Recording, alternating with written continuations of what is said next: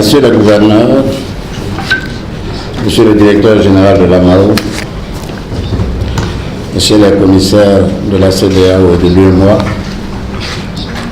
Mesdames et Messieurs les délégués, honorables invités,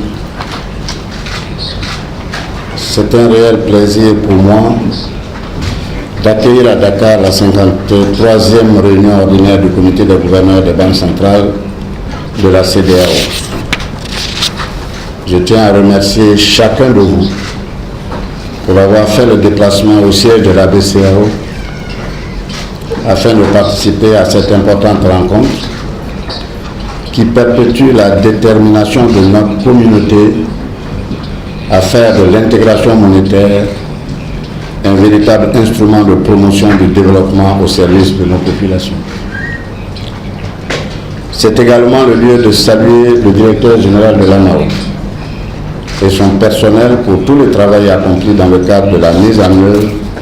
de la feuille de route pour l'avènement de la monnaie unique de la CEDEAO. Monsieur le gouverneur, honorables invités, la 53e réunion du comité des gouverneurs intervient dans un contexte où les chefs d'État et de gouvernement de la CEDEAO ont confirmé l'échéance de 2020 pour l'avènement de la monnaie unique et donné pour ce faire des orientations précises sur les chantiers essentiels qu'il convient de mettre en œuvre de façon diligente afin d'atteindre les objectifs visés. Je voudrais à cet égard me féliciter des avancées réalisées par le groupe de travail constitué par la commission de la CEDEAO, notamment la Banque centrale du Nigeria, la BCEAO et la Banque du Ghana, chargés de faire des propositions sur le cadre de politique monétaire, le régime de change et le modèle de la future Banque centrale. En effet, lors de leur réunion tenue le 11 décembre 2018 à Abuja, les membres de ce groupe de travail ont décidé de façon consensuelle de recourir à des consultants indépendants pour mener des études détaillées et faire des propositions sur ces trois dossiers.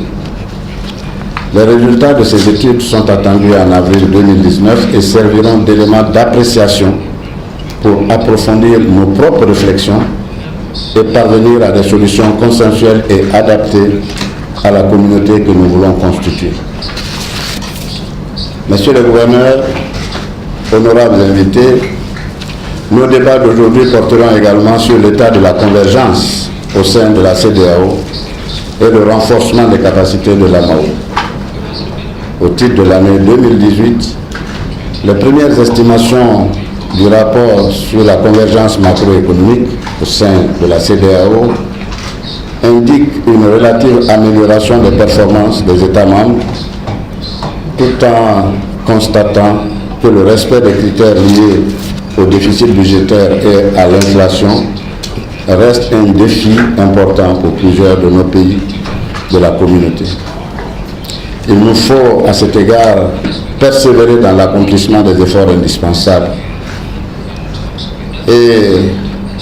des actions vigoureuses doivent être et concertées, devraient également être envisagées pour atténuer les faiblesses structurelles des économies ouest-africaines, notamment dans le domaine des infrastructures socio-économiques.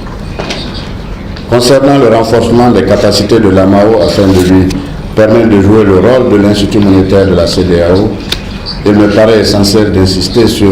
l'urgence qu'il y a à doter l'agence en ressources humaines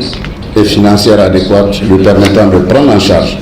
rapidement les activités qui lui sont assignées. Dans ce cadre, nous devons saluer le geste des autorités de la Sierra Leone pour les nouveaux locaux mis à la disposition de l'AMAO pour la relocalisation de son siège dans un environnement plus approprié. Monsieur le gouverneur, honorables invités, avant de conclure, j'aimerais féliciter la commission de la CEDEAO pour la création et l'opérationnalisation du Fonds spécial pour le financement des programmes de la feuille de route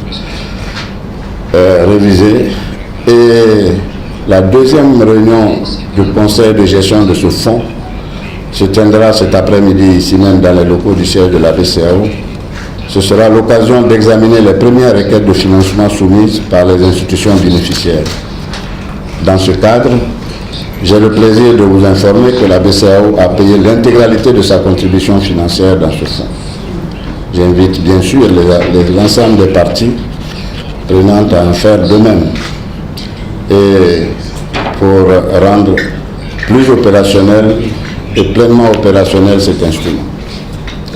Monsieur le gouverneur, honorables invités, pour terminer, je tiens à réitérer à nouveau l'engagement de la BCEAO à poursuivre avec détermination la réalisation des objectifs qui nous ont été assignés. Et cela dans une quête permanente du consensus qui repose d'abord et surtout sur le respect, la considération et l'écoute de chacun. Sur ce,